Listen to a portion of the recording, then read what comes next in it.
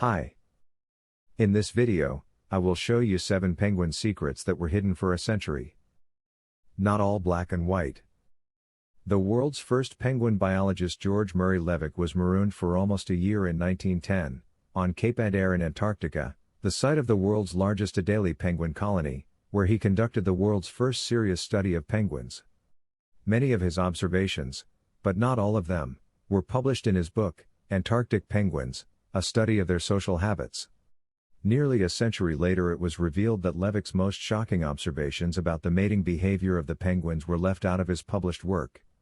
It would take other scientists, myself included, the better part of those 100 years to unearth the true picture about penguins, which Levick had been the first to see, notes award-winning scientist Lloyd Spencer Davis, author of A Polar Affair.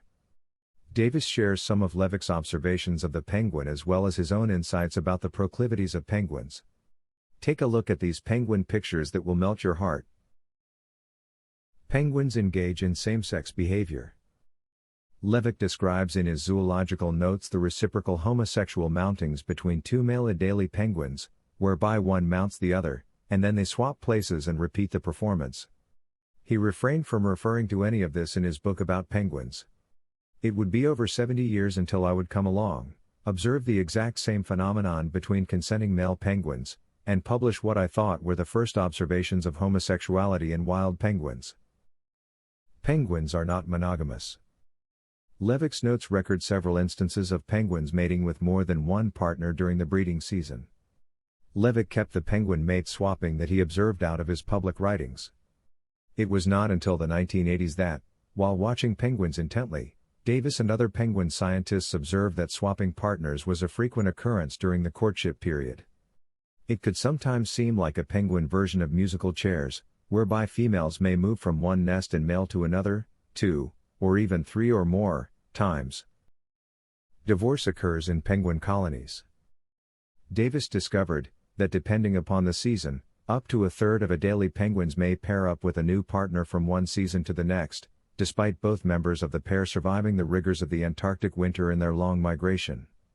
He notes the irony that the film March of the Penguins, about emperor penguins, was presented as an example of an animal that represents good values, as emperor penguins are even less disposed to mating for life than are Adelie penguins, with about 85% of them divorcing from one season to the next. Some penguin sex is not consensual.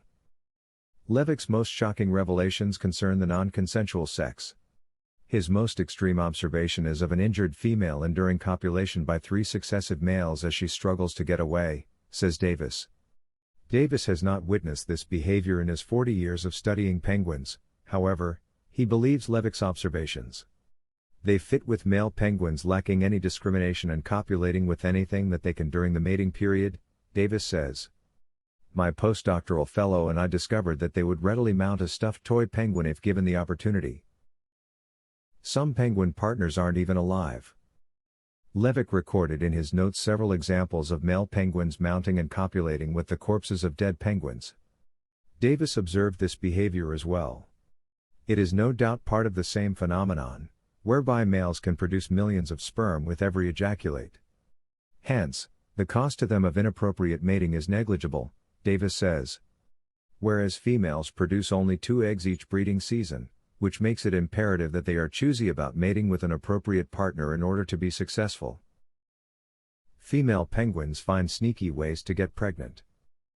Davis and his postdoctoral fellow observed penguins around the clock and discovered that females sometimes sneak away from their partner to copulate with another male, then return to their partner. Male and female penguins must both share parental duties to look after the eggs and chicks if they are to be successful. Yet up to 8% of male penguins are infertile, so it may not be quite enough for success to have a male that performs his paternal duties well. By having sneaky copulation with another male, females might be ensuring that at least one of their eggs is fertilized, says Davis. Find out the penguin species that could disappear by the end of the century.